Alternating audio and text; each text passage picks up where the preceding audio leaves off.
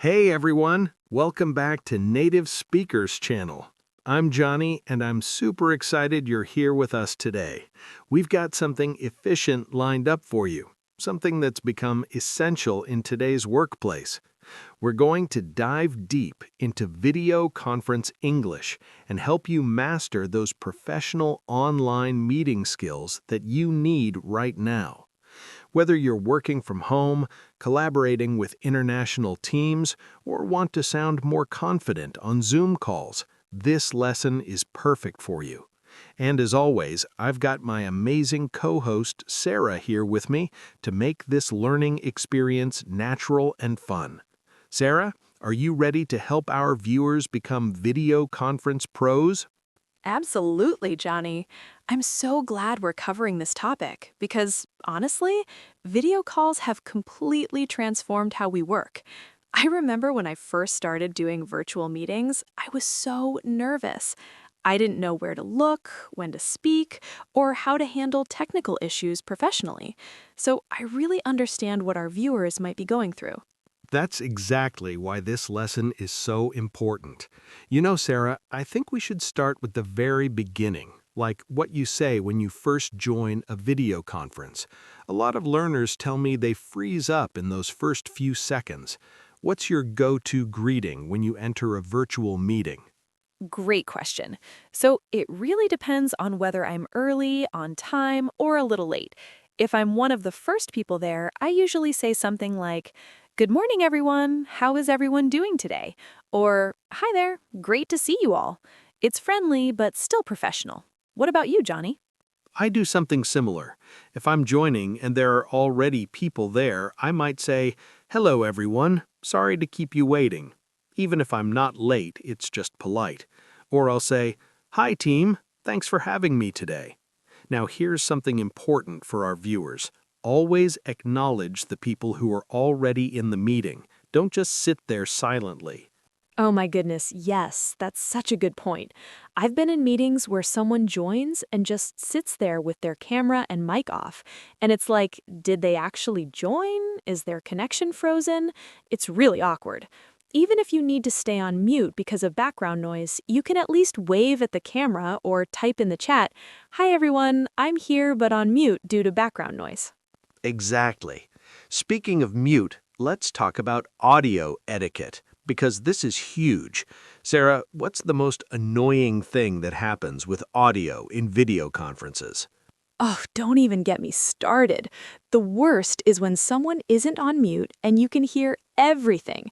Their dog barking, their kids playing, construction outside their window, or even them typing really loudly. It's so distracting. The golden rule is if you're not speaking, you should be on mute. 100%. And here's a professional phrase you can use when you need to mute yourself. "Let me go on mute while you're presenting," or "I'll mute myself to reduce background noise." And if you need to unmute to speak, you can say, "Sorry, I was on mute. Can everyone hear me now?" That's a super common and natural phrase. And Johnny, what about when someone else forgets to mute? Because that happens all the time and it's awkward to point out. Great question. You want to be polite but direct. You can say, "Hey, Michael, I think you might be on unmute. We can hear some background noise." Or, "Just a heads up, there's some background audio coming through. Could everyone check their mute button?" That way, you're not singling anyone out too harshly. That's such a diplomatic way to handle it. Now, let's talk about video etiquette, because there's a lot to cover there too. Johnny, should people always have their cameras on? This is actually a bit controversial. Generally, yes, having your camera on shows engagement and professionalism. It helps build a connection with your team. But there are legitimate reasons to keep it off. Poor internet connection, personal circumstances at home, or if you're having a really bad technical day. If you need to turn your camera off, it's polite to explain briefly. "I'm going to turn off my camera to save bandwidth." Or, "My internet is unstable today, so I'll keep my camera off to maintain audio quality." That's really thoughtful advice. And if your camera is on, let's talk about what people should be aware of. First, Lighting. You don't want to sit with a bright window behind you because then you're just a dark silhouette. Position yourself facing the light source or use a lamp. Yes, and check your background. I can't tell you how many times I've been in professional meetings where someone has like laundry hanging behind them or a messy room. You don't need a perfect space, but try to have a neutral, tidy background. Most video platforms have virtual backgrounds now if you need them. Although, quick tip on virtual backgrounds, they can sometimes be glitchy, especially if you move around a lot. If parts of your head or shoulders keep disappearing, it's better to just use your real background or a slight blur effect. Great point. Now let's talk about eye contact, which is tricky on video calls. Sarah, where do you look during a video call? This took me forever to learn. You want to look at the camera when you're speaking, not at the screen. I know it feels weird because we naturally want to look at people's faces on the screen, but if you look at the camera lens, it appears to others like you're making eye contact with them. Exactly. Although when you're listening, it's fine to look at the screen to show you're engaged with whoever is speaking. But when it's your turn to talk, camera lens. Now let's discuss something that happens in every single meeting: internet problems. Sarah, what do you say when your connection is bad? Oh, I've had this happen so many times. If your audio is cutting out, you might hear someone say, "Sarah, you're breaking up," or "We're having trouble hearing you." In that case, you can say, "I apologize. I think my connection is unstable. Let me turn off my video to improve the audio quality." Or, "Sorry about that. Can you hear me better now?" And if you can't hear someone else, you should speak up. Say something like, "I'm sorry, could you repeat that? I didn't catch the last part." Or, "The audio cut out for a moment. Could you please repeat what you said after the sales figures?" Being specific about what you missed is really helpful. Now, Johnny, let's talk about participating in the actual meeting. How do you jump into a conversation on a video call without interrupting? This is challenging because the normal conversational cues don't work as well online. There's often a slight delay, so people end up talking over each other. My strategy is to use visual cues first, like raising your hand, either physically or using the raise hand feature that many platforms have. You can also lean forward slightly toward the camera, which signals you want to speak. Those are great tips. And verbally, you can say things like, "If I could jump in here for a moment," or "I'd like to add something to that point," or "May I share my thoughts on this?" These phrases politely signal that you want to contribute. Yes, and if you do accidentally interrupt someone, because it will happen, just say, "Oh, sorry, please go ahead," or "I didn't mean to interrupt, please finish your thought." It's much better than just continuing to talk over them. Absolutely. Now, what about when you're the one presenting or sharing your screen? That's a whole different skill set. Oh, yes. Okay, so before you share your screen, you should announce it.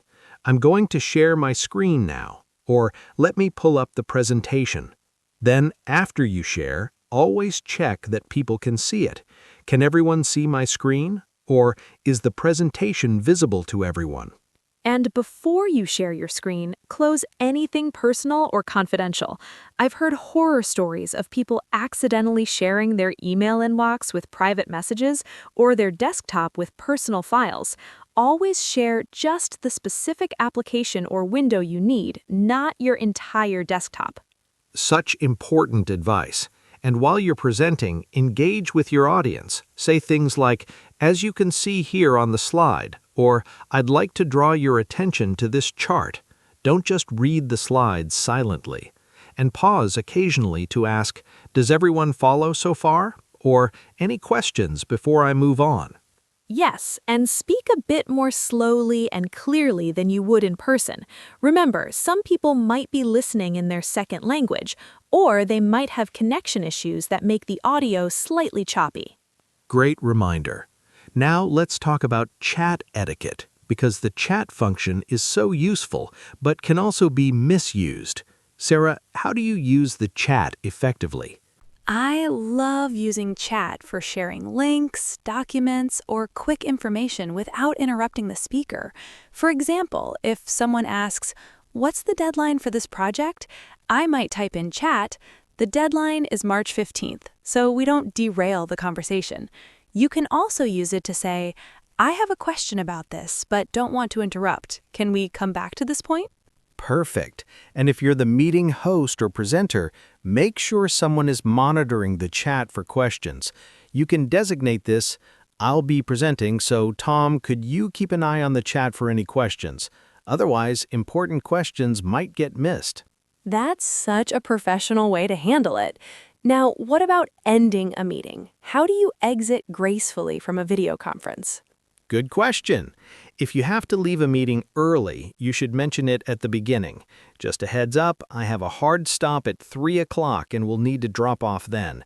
Then, when you leave, you can say, "I need to jump off now. Thank you everyone for your time." Or, "I have to head to another meeting. Thanks for the great discussion."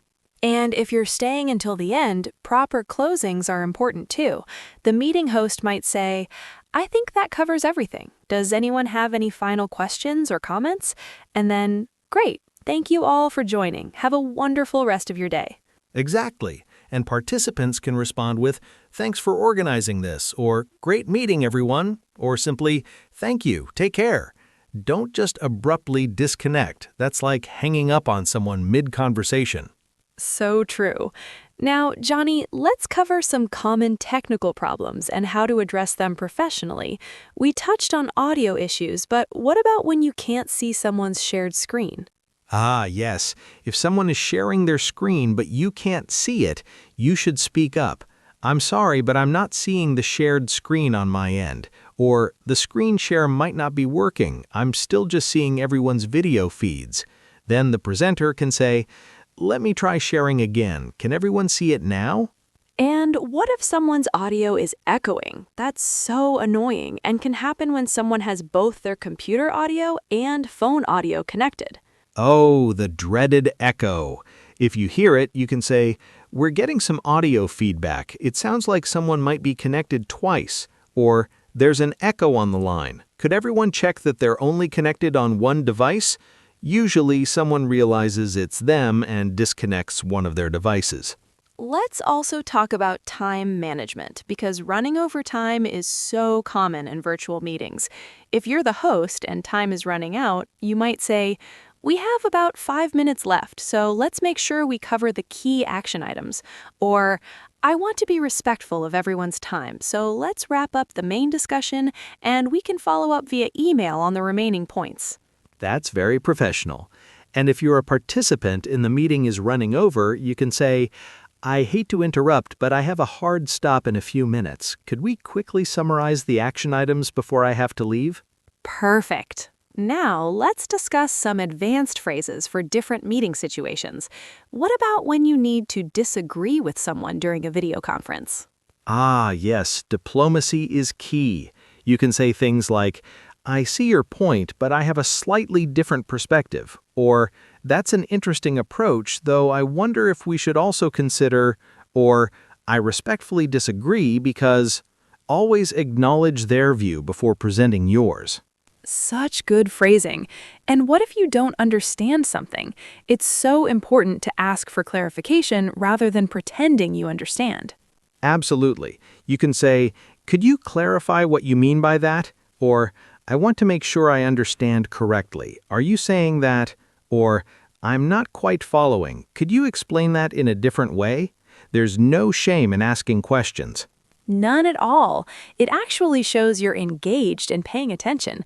Now, what about those awkward moments when everyone is silent and no one knows who should speak first? Oh, the dreaded awkward silence. If you're the host, you should take charge. "Let me start by calling on a few people. Mark, would you like to share your thoughts first?" Or, "Let's go around the room. We'll start with whoever's name appears first alphabetically in the participant list." That's a great strategy. And if you're a participant and there's awkward silence after a question, you can volunteer. "I can start if that's helpful," or "I'd be happy to go first." Exactly. Now, before we wrap up, let's give our viewers some final tips for sounding more professional on video calls. Sarah, what's your number one tip? My number one tip is to eliminate filler words like and like. It's totally normal to pause and think before speaking. A brief silence is much more professional than filling it with so, like, I think, maybe we should. Take your time. Excellent advice. My top tip is to prepare ahead of time. If you know you'll need to speak in the meeting, jot down a few bullet points beforehand. Have relevant documents open and ready. Check your tech setup 5 minutes early. Preparation makes you look and sound so much more professional. Those are fantastic tips. And remember, everyone, even native speakers sometimes feel awkward on video calls. It's a skill that improves with practice. Don't be too hard on yourself if you make mistakes. Absolutely. The fact that you're here watching this video and trying to improve shows you're already on the right path. Just keep practicing these phrases and techniques, and you'll become more confident with every video call you attend. Well, Johnny, I think we've covered everything from joining a meeting to technical difficulties to saying goodbye. We really have. Thank you so much, Sarah, for this great conversation. And thank you to all of our viewers on Native Speakers channel. If you found this lesson helpful, please give us a thumbs up, subscribe to our channel, and leave a comment telling us what other professional English topics you'd like us to cover. Yes, we love hearing from you. And remember, practice makes perfect. Try using these phrases in your next video conference, even if it feels a bit uncomfortable at first. You've got this. Absolutely. Until next time, everyone, stay confident, keep practicing, and we'll see you in the next lesson. Take care. Bye, everyone. Happy video conferencing.